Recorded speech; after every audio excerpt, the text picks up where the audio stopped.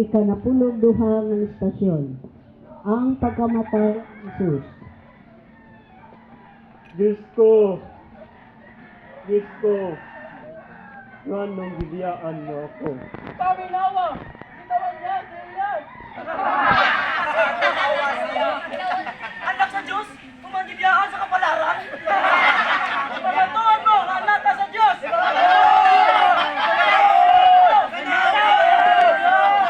Hoy, tawa ka ba ng sama ka na mo? Tawa ka lang! Iupaw ako. Tagay yung tubig!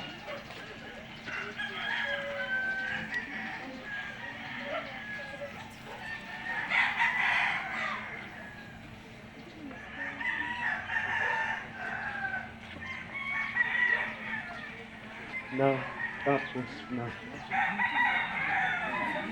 Samahan sa imong mga kamot. Itugyan ko ang akong spirito. Anak ko! Anak ko! Inigaw pa!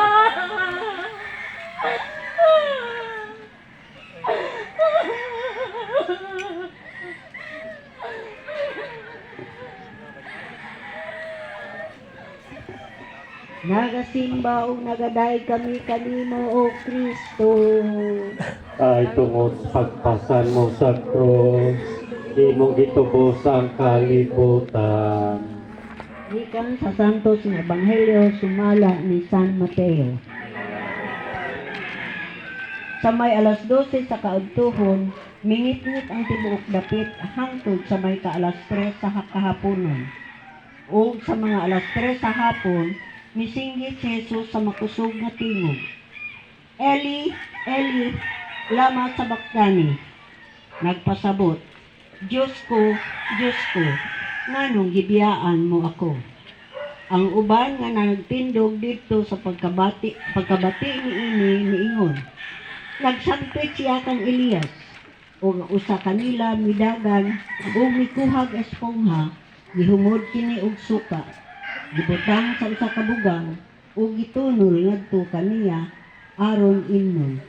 Apang niingon ang uban.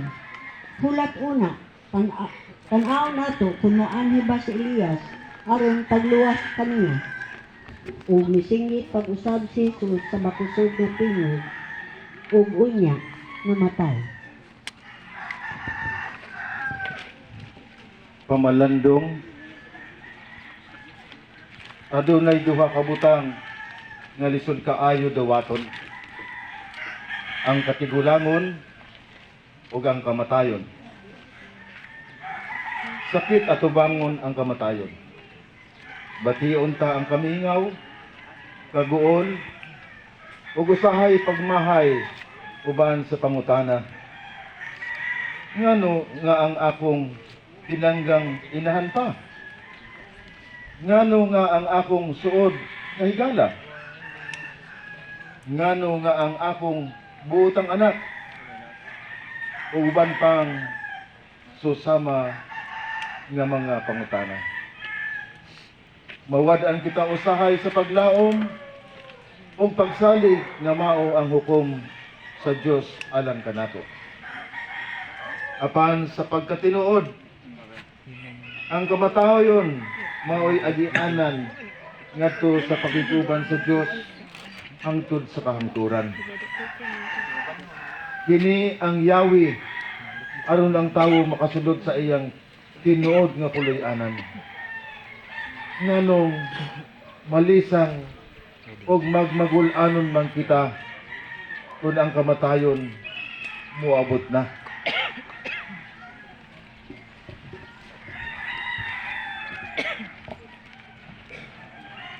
Pag-ampo, Jesus ko,